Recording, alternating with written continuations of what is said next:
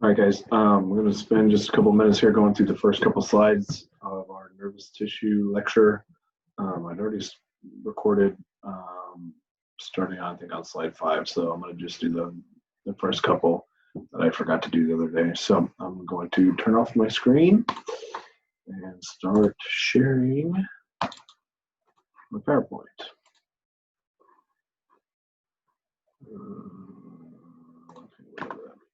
All right, let's talk nervous tissue. Just introducing it. Really, the kind of main thing I'm going to do here in this very short lecture, or first short video, I should say, just talk about kind of the structures, some functions as a system. Talking about structures that here are visible in this picture, brain and spinal cord, which are grouped into this box, what we abbreviate CNS. We'll find out what that abbreviation means here in a second. And then everything else, cranial nerves, spinal nerves, sensory receptors, and skin, which are grouped into this box, what we call the PNS. And we'll learn what that means in just a second. So reading through this kind of overview of the structures that make up our nervous system includes the brain. Our brain contains about 10 billion neurons, which are cells that conduct nerve impulses and make all the complex things that our brain can do possible. 12 pairs of cranial nerves that emerge from the base of the brain, either carrying signals into the brain, like the ones that connect our eyeballs to the brain, carrying the sense of vision into our brain for what you're seeing right now. There's also cranial nerves that carry signals more so away from the brain, carrying things out to like the muscles that control the way that your eyes move and the direction that your eyes can move. So you can look up, down, and around and whatnot. We've also got some of our cranial nerves that carry signals in both directions, so to the brain and away from the brain as well. We'll talk more about those later on in this unit. The spinal cord is the massive nerve tissue located in our vertebral canal, connecting our brain to our spinal nerves. There's 31 pairs of those, so that makes 62 total. Emerge from the spinal cord and serve the left and right sides of our body. And then you've got what we call ganglia, which are masses of nervous tissue, primarily the cell-bodied neurons, which we'll talk about neurons later in this lecture. Cell bodies will be discussed when we talk about neurons. We find these typically closely associated with the cranial and spinal nerves, which means that they're located outside the brain and spinal cord, as it states here. Enteric plexuses, which we won't really discuss too much in this class, but help regulate the or I shouldn't say in this class, but in this lecture, help regulate the digestive system. So that's kind of when we'll talk about them more so when we talk about the digestive system. And then sensory receptors, either parts of neurons or specialized cells monitoring changes in the internal or external environment. And those we've already really kind of talked about, thinking back to our lecture where we, introduced feedback loops, which really kind of relates really well to what we'll talk about on this slide. The kind of three kind of most basic functions of our entire nervous system. Sensory function, think of when we talked about in that first lecture about feedback loops, we talked about sensors or receptors. We literally call these things sensor receptors that detect an internal stimulus like an increase in blood density or an external stimulus like a raindrop landing on your arm. So this is, what we've already talked about. This function is performed over what we call sensory or afferent neurons. Sensory neurons perform the sensory function. It's as simple as that. We use the term sensory and kind of afferent interchangeably, and we'll kind of talk more about that here in a slide after a few here. The integrated function is, detailing what the control center or integrating center of our feedback loop did and does. This system integrates or processes that sensory information by analyzing, storing some of it, and by making decisions for appropriate responses. Meaning, we've used the situation of walking outside when it's hot. We feel that heat on our skin almost instantly. And that's because we have those receptors in our skin sending signals into our brain. And we process that information. We decide what to do with it. and which means that we, eventually start sweating, and that's because of the integrated function that activates our motor function, which I'll get to in a second. An important integrated function is perception, which is conscious awareness of stimuli, sensory stimuli, and this occurs in the brain. Means that we are mentally and physically aware of it. We're aware when we're hot, we're aware when we're cold, when someone touches us, when we're itchy, when we're tickled, what we see, what we hear, what we smell. We don't have conscious awareness of every sensory signal that's traveling to our brain and spinal cord, where we do the majority of our integration. Because thinking about like pH in our blood, we're not ever consciously aware of that.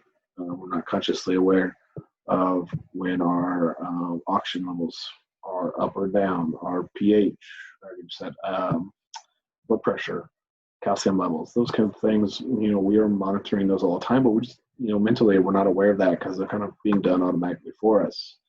Type of neurons that perform the integrated function are called association neurons or interneurons. Typically, I like to use the term interneurons. We'll talk more about those here after a bit. And then a motor function is what elicits the response, which means that we're carrying signaling out to the effectors. So either going to be muscles or glands. When we talk about muscles, we can be talking about skeletal muscles, like when we're shivering, when we're cold. But it could also be muscle in our heart, what we call cardiac muscle. It could also be smooth muscle that's found in like places like our stomach or in our intestines. And this involves cranial and spinal nerves carrying that signal out to those effectors once the sensory information has been integrated. The type of neurons that serve this function are called motor neurons.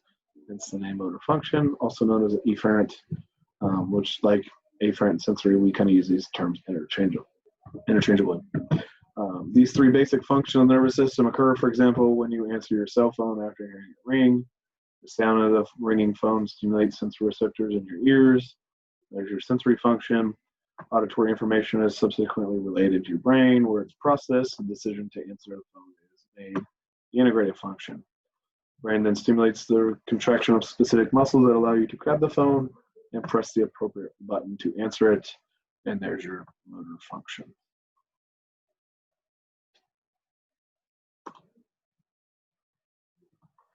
Real quick, I need to pause this. All right, I'll be right back. All right, sorry about that. I had to take a phone call. Okay, let's talk divisions of our nervous system.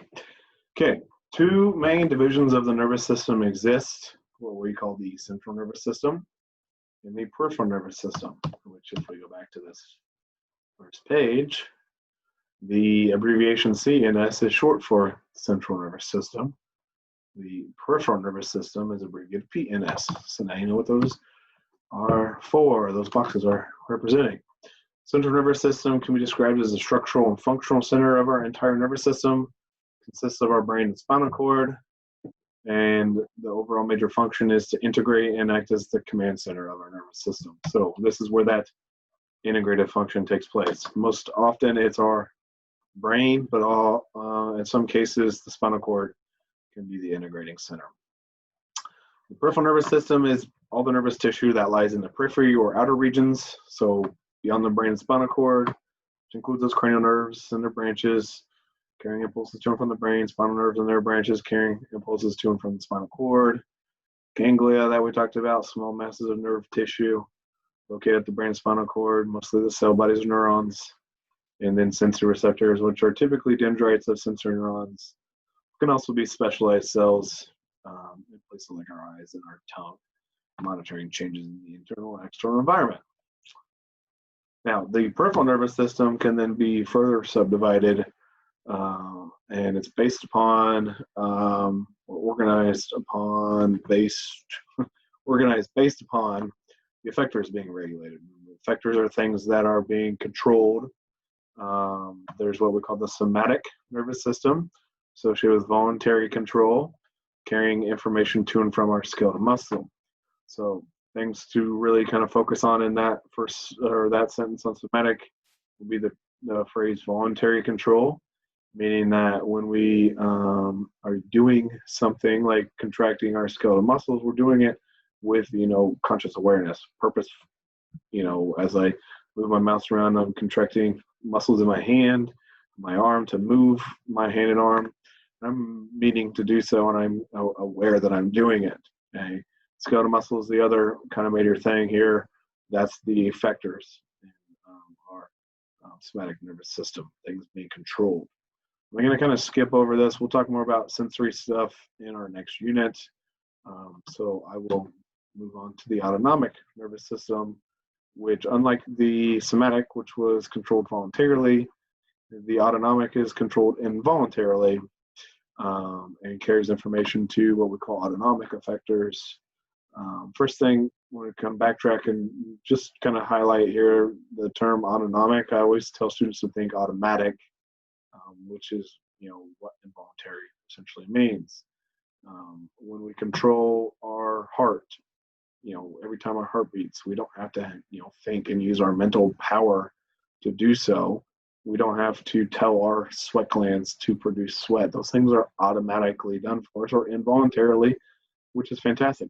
Most of the stuff that really is taking place in our body, we really don't even have any idea it's taking place. It's just being done for us, thanks to our autonomic nervous system. Now, the effectors in an autonomic nervous system, or with the autonomic nervous system, are typically going to be cardiac muscle, which is once again in our heart, smooth muscle, which is found in things like your blood vessels, your stomach, the uterus, the bladder, many places. And then glands, which could be like our sweat glands in our skin that we've talked about.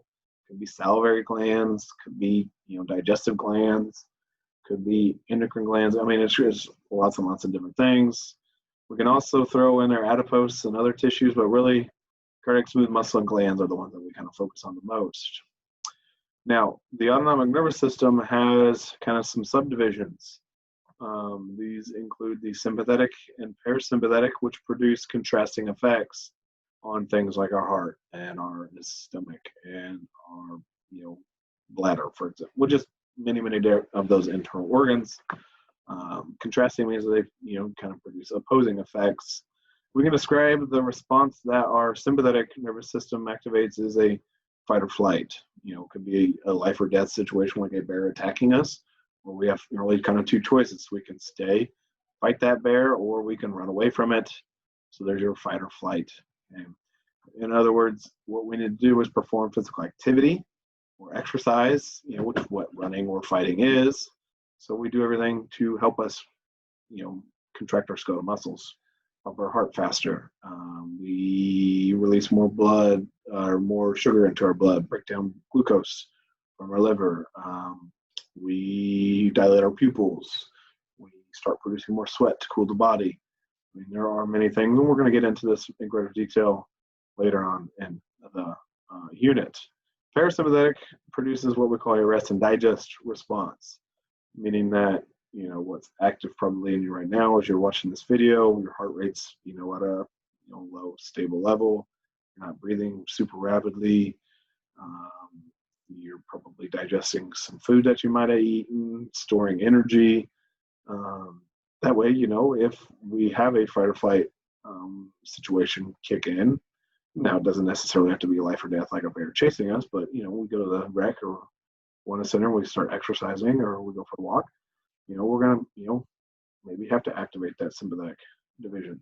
These two work on kind of like a teeter-totter, where if one's active, the other one is being inhibited, and vice versa. So they don't really work together. They work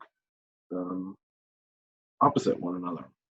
There is a third division of the autonomic nervous system, what we call the enteric nervous system, and we will pick up talking about that in the next lecture, or in the next video, I should say, because I've already made that video. So I will stop sharing and stop the recording now.